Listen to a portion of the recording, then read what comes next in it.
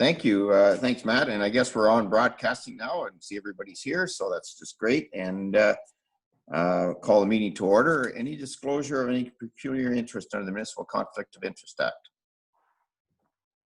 I'm not seeing any hands shooting up, so we're pretty good there. So that's all good.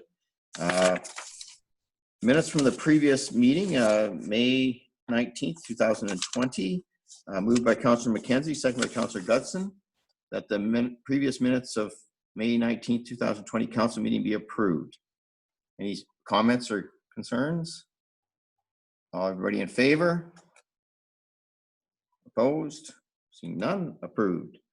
Now we have minutes for consideration, Economic Development Planning Committee minutes of May 14th, 2020. Linda, did you want to take those on? Sure. So I'm not going to read through all the minutes and all the notes, but it was a really good economic development meeting. It was our first meeting back during COVID. And the main purpose was to hear from our sector reps on the challenges in the various key sectors in Minto. So the notes are there, you can see those. If there's any questions, I can answer those, or else I'll just move into the May 28th minutes. Questions for Linda? No? Okay, go ahead, Linda. 20. So then the purpose of the May 28th minutes then, CBO Kuipers came and gave us an update on the construction sector in Minto, as we missed that the last time. James from the county joined us and gave us an update from the county. And then this meeting was really focused around developing a short survey, or getting the committee's input around a short survey that Summer and I are going to be conducting over the next 7-8 days here over the phone. And if we can't get a hold of people on the phone, via email, or they can go on direct from our site and complete the survey. And our next meeting is on June 11th, and we'll take all that information and start to build out our action plans around recovery. Excellent. Any comments or questions? Oh, sorry, Councillor Anderson. Just a question about PPE, Belinda. I don't know what the regulations actually are. Dr. Tam made recommendations that everybody should be wearing PPE outside, but that's not happening. But my concern is the extra pressure that that's going to place on it, because hospitals are still falling way short. I mean, we're using substandard masks. We get one mask a day. We're taking it from patient to patient to patient. I've talked to MPs and MPPs asking them to talk to the feds and say that all PPE should be stopped until hospitals have adequate supplies, because they do not. And I'm not talking N95s. I'm talking level 1 cheap Chinese masks that the strings rip off in 5 minutes. That's what we're down to now. And alcohol gel made with industrial grade alcohol that's not allowed to be used on pregnant women, small children, broken skin. Every day we get a notification about decreasing adequacy and quality of supplies. So the extra drain from businesses onto that when the healthcare sector doesn't have appropriate equipment is concerning. So I don't know where you guys are accessing it or where businesses are accessing it, but I'd be curious to know, because. So we put together a list of worked with the chamber and put together a list of local suppliers that had PPE, various products, and have shared that with the Minto business community. This morning, Stephen Smith from the Ministry of Economic Development was on our county call, and he shared with us the province's PPE list where you can source product. He expressed concern that if we put our Minto businesses on there, then our products might get sourced in Toronto, and we would like to keep them available for our Minto businesses. So that was interesting. One of the questions on our survey relates to branded masks, so like reusable masks that would say like Think Minto First on it, and trying to get people using those masks, because like you said, Jean, they're suggesting you wear them, but a lot of people are not. So PPE is definitely one of the top issues that we're dealing with. But if we're talking branded masks, are we talking a cloth mask? Yeah, not surgical masks or anything like that. So, I mean, the PPE thing is such a huge issue, because a cloth mask really isn't providing any protection to, I mean, all a mask is doing for the public is stopping you from sneezing and coughing over people. The masks that people are wearing, they're not airtight. They're not going to keep. And of concern to me is, so for instance, in the long-term care sector where they put in the military in hazmat suits, 19 of them still got sick. That's almost impossible to believe. And it makes you wonder how this virus is truly spreading, because it's not spreading the way they think it is. Like hazmat, you're locked down, you are sealed up. How did 19 of them get ill? And it wasn't a question of they were in touch with people who didn't know they were sick. They were going into a situation where they assumed everybody was sick. And still 19 professionals came down with this virus with full protective gear. So I mean, the hospitals are way undersourced, and I've talked to everybody I can talk to about it. We do not have adequate supplies in hospitals, and N95s are under lock and key. You cannot access them, and if you take your own N95 in, we're subject to disciplinary action. How do you which I don't understand, but. Okay, so I understand that, Gene, and I guess maybe what we have to do is, that's something we can't do at the local level, but I'm really strange that you would say that. And I have a public health meeting tomorrow, and I have a pre-meeting with Dr. Mercer, and I'll ask her about that, because in the last few meetings we've had, it's interesting you would say that, because it didn't seem to be that was an issue anymore. But obviously, and I do the ordering. We all do the ordering in Palmerston, and everything that is listed for protective, it's not available, not available, not available, not available. So they're either forwarding it for I don't know what in the hospitals, but it's not coming down to the floors. Okay, well, that's good to know. Okay, and so the more pressure we put on it, as the public is purchasing them, there will be less and less available, and you have to wonder about the quality of it.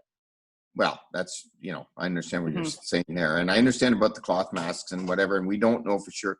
I just think it's better that we're out there at least following procedures to have masks on. I mean, if you do have a sneeze, or you have somebody that, I mean, as you know, you're not protecting yourself with a mask, with a cloth mask. And it does protect people from the coughing. Yeah, and my concern is just when you're out there, and I'm wearing a mask when I'm out there, and people want to walk right up to you, and you're going to try to keep 6 feet away, and they don't realize, or whatever, that they could be a carrier, right? But that's another issue we talk about, and I know we've been talking about it at our, as far as getting tests and other things, so we got to keep that messaging going. Deputy Curtin. Yeah, Mr. Ford said today on the TV that he was extremely pleased with all the industry stepping up, making PPE, and Ontario is extremely lucky. We will never run out of PPE again. Yeah, so there's a disconnect to what Councillor Anderson is saying, but I think that's something that they will deal with. The hospital board should be, or whoever's looking at that. But that's the gist I got from it, is that starting to get sourced. We understand that the message is out there, but the front lines will tell you something different. Yeah, you're living in the world, right? So I understand. So anyways, good comments. Okay, anything else about the minutes? Good. Excellent. Well, I think Belinda, you're getting that survey done. It's going to be important, and then we can actually get into some action plans. It's interesting that a lot of people were doing a lot of networking. There's lots of good action plans out there from other places too, which we'll be keep up to date on, and both wait to see what the county, as far as what we need, sources from the county. So I'm looking forward to your next report on that after your survey gets done. Okay. I'll just do we'll do all of them at the same time, Annalee. Can we do that? All the minutes? And the next one up, the culture. Yes, all the minutes. I wasn't sure if she was going to speak to the cultural roundtable minutes. Were you doing that? Sure. Yep, sorry. Just quickly, a cultural roundtable. Obviously, it's Pride Month, and Pride in the Park was canceled, and it'll take place next year. Culture Days has actually gone online with some of their programming, so it won't just be a weekend, it'll be a whole month. So September 25th till October 25th. So we'll look to plan that. And one of the notes in the minutes relates to budget and the decision not to move forward with a website project. Since that meeting, we did receive word from the province. One of the reasons we weren't going to do that was because we weren't going to get a student this year. We did receive word that we were fully funded for a student, and we can extend them out until October. They can work part-time hours. So this was going to be a big component of that student's work. Now that we have found that out, we would like to continue on with that project. So I think that savings will likely come off the table, because it's not every day you get a fully funded student. So just want to note that. Yep, good. Any questions on the culture roundtable? Nope, excellent. Okay, I have a resolution here that the Council of Town, moved by Deputy Mayor Turton, second by Councillor Elliott. The Council of Town of Minto receives the Economic Development Planning Committee minutes of May 14th and May 28th, and the Culture Roundtable minutes of May 27th, 2020, approves any recommendations contained within. All in favor? Opposed? None? Good. Next up, correspondence. Anybody want to pull anything out of correspondence?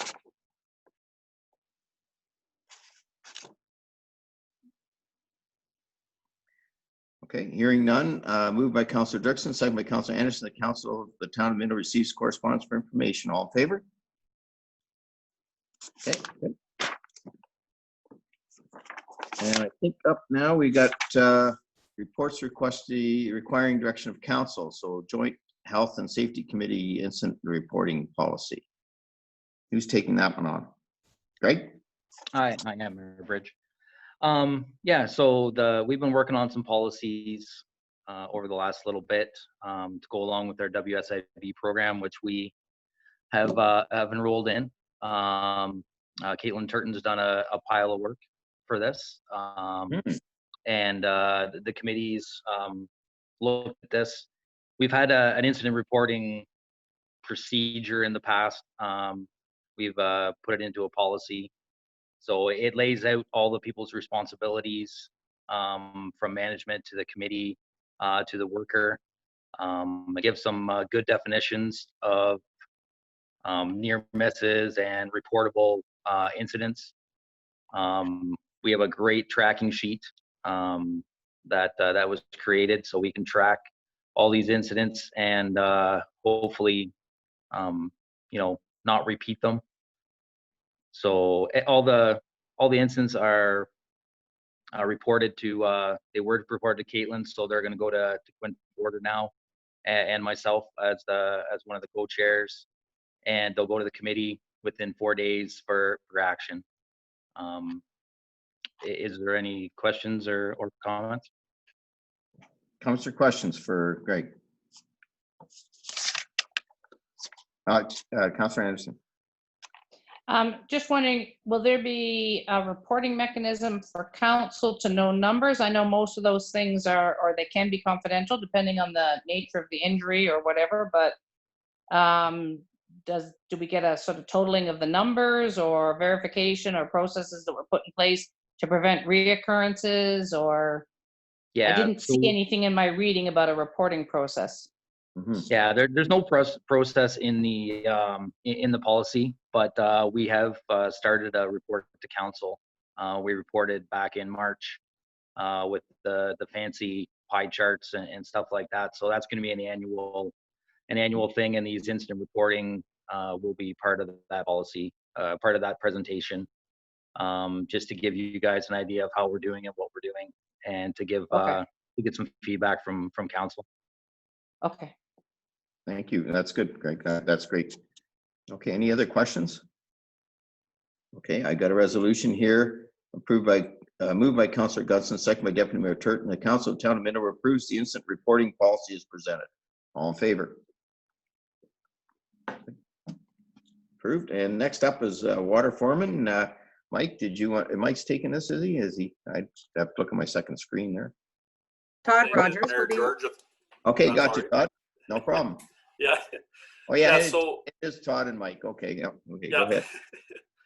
Okay, so yeah, back in 2017, we put in the bulk water taking policy, and one of the requirements that we placed in that policy was to report annually on the previous year's taking. So what you see there in the tables is the amount of water that we bulk water taken in 2019. There is a max that we set at the time of the policy of 0.725% based on the previous year's use, and you can see we came in quite a bit lower at 0.29%. I don't know if there's any questions or comments. It's yeah.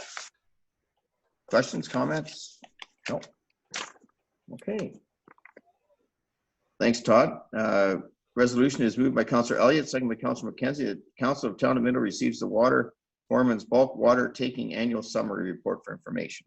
All in favor? Good, approved. Next up is, I turn it over to Deputy Mayor Turton, I believe. Are we on Treasury already? Or I missed something? Mayor Bridge, can I ask a water question? Sorry. You know, you can't. You've missed your opportunity. I'm just kidding. Deputy Mayor Turton. Go ahead. So it's likely water. Can we just talk about, thanks Todd for coming back on. Can we talk about Arthur Street for a second? Have we had any, I know that we had an idea what the pipes and et cetera were under Arthur Street. Has there been any surprises at all? We are finding that some of the water services coming to the homes are shallower than we expected. So as part of the job, as part of the construction job, we are fixing those as we come onto them. Just it prevents us having frozen water line issues in the future. So that wasn't something we had necessarily planned on, but it's one of those things. As you get digging, you find surprises. So is that sanitary as well? I think Mark's on here. As far as I know, there's been no surprises with the sanitary. We haven't done right now. It's been basically storm work they're doing, and they ran into a couple of these shallow services and dealt with them as we came upon them. So it's just a lot of maintenance, no big ticket items. That's good. No real big surprises, no. Great. Thank you. Okay. Thanks, Deputy Mayor Turton. Okay. And I guess we're into the treasurer's report on contingency plans. You want me to do that, Mayor Bridge? Thank you. So, And I didn't let Councillor Dirksen do hers if she doesn't get mad at me now. okay, no, go ahead. We'll do it next week. You go Okay, ahead. go ahead, Gord. Okay, thanks, Chair Turton. So this report's been through a lot of drafts because as soon as we write down something, things change. So, but I am happy to say that most of the changes have been better. We know a bit more now than we did at the end of March, and so what we're trying to show you is that we do have plans to make modifications if we have to, both on the operating side and on the capital side. So there's certain savings are coming, like we're certainly not traveling, we're not spending the fuel and that kind of thing. And of course, our event-based things are basically off for the next couple of months anyway. The really hard one to determine is our recreation revenue. And that is very common to a lot of the lower tier municipalities. And we know a little more than we did, but we certainly don't know enough. So this is kind of based on kind of the mid-range of hopefully we can run some programs later this year. And hopefully in the fall, we'll be able to have our arenas as sites of activity again and all that, and be able to offer childcare and all that. Again, when we first wrote this, we couldn't have community gardens, and that changed, you know, within like a couple of days notice, and here you are. So overall, I think we have the operating in the tax supported down to about 154,000. And that can be covered adequately from the tax stabilization or adjustments in capital. The water, again, has been a very pleasant surprise because many municipalities are discovering a very sharp, and I mean like 35 to 40% reduction in their commercial and industrial consumption. And we all know residential, we're up. I'm a very good example of it. I'm home, I'm washing, I'm doing laundry, and like we never had before. But in our case, most of our businesses kept going. Our retail sector, of course, has been very hard hit, but they're not big water users anyway. So that we've had 2 water billings since the COVID crisis began, and our consumption is only down maybe like 3% or so. So again, if we knew exactly when we were going to gear up, we would know exactly where we're at. But at 105,000, again, that can be covered by our water and wastewater reserves. Now, just to give some options, we kind of went through the capital budget again several times. And as you know, our large projects, they're underway. There's the Arthur Street that Deputy Mayor just talked about, Clifford Ann Street, some other servicing of developments in Clifford and Palmerston. They're well underway, and a lot of them are covered by grant agreements. So we have to make sure that they go. But here's some examples of things that we could do. Again, I and department heads are not advocating for making these changes, but just in the capital area, it's something we'll probably hold off for another month or 2. Maybe we'll know better. And these are ones that could be delayed or deferred. So many different options. And if things change again, you know, either for the better or for the worse, we'll certainly update these plans as needed. But we just wanted to give you an idea of what we would be looking at. So, Okay. take any questions or anything? Councillor Elliott? Yes, Gord, I was just considering if we're thinking about opening the arenas possibly in the fall if we can, maybe closer to December. We did put in for a recreation grant to enlarge the dressing rooms. Yeah. Should we be lobbying now to try and get that grant so that our dressing rooms, so we can help with separation of groups that are in the dressing room? Should we be trying to do something like that, or could we? Sure. So, Councillor Elliott, as you know, that is under this Investing in Canada Infrastructure Program. Right. And there's now almost 4 phases. So one that we did first, and it's more than a year ago, was the Brunswick Street Bridge. And I've been working on that one quite a bit the last 3 weeks. And hopefully next council meeting or the council meeting after that, we'll have the contribution agreement. We also have, as you said, the arena dressing room project. We also have the clarifier in Palmerston wastewater plant under the green stream. And lately we're hearing there's going to be another program also under this ICIP with a much tighter timeline. So I have heard nothing on either the arena, the recreation stream, or the green stream.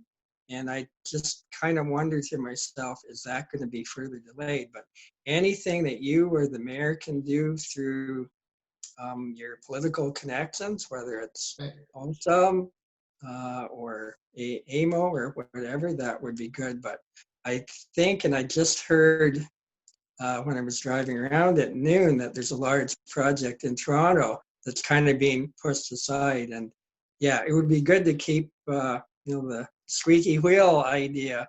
And this would be a great time to do that project, of course. So. But I don't have any information on where it's going. So I'll contact our OSUM board and hear what they got to say and whether they will lobby for something like that. Maybe. Sure, yeah, that'd be good. Again, you get into these federal provincial ones and it's complicated at the best of times. Yes, and so from an FCM standpoint, Gord, is, you know, we just got the announcement about bringing 2021 gas tax to us, sort of.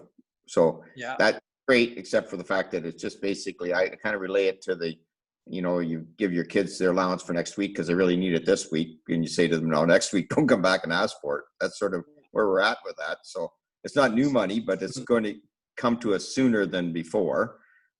We're still working hard at the FCM level on just the operating thing. And we've been told that there's more stuff coming from municipalities, from the federal government. So I had some calls last week actually with both our MPs, and they're both on side with getting more operating money to us, Michael Chong and John Nader through FCM. They're in agreement with what we've asked for as far as getting operating cash. As far as the capital goes, if we have some of these big projects, Councillor Elliott, the good news is that we'll have that extra 200. I think, how much is it, Gord? It's actually got the exact amount here. Just came through $263,045. So that'll come in. So that would be there to be our portion to get into some of these situations if we get some of these other funds coming to us, because we have to put a certain percentage in. Right. So that's what they realize. So that's different than the operating. So we're still working hard on that. I know AMO's working through, and Councillor Elliott was saying OSAM as well. So there's some things out there that I think they know they have to do something for municipalities, and we still see that. I think, Gord, what I see from your report is that we're not in real bad shape, but at the same token, there's things that we've had to do. I know we've done all the taps out here, so they're, we don't have the handles anymore, and all these extra things that we're doing.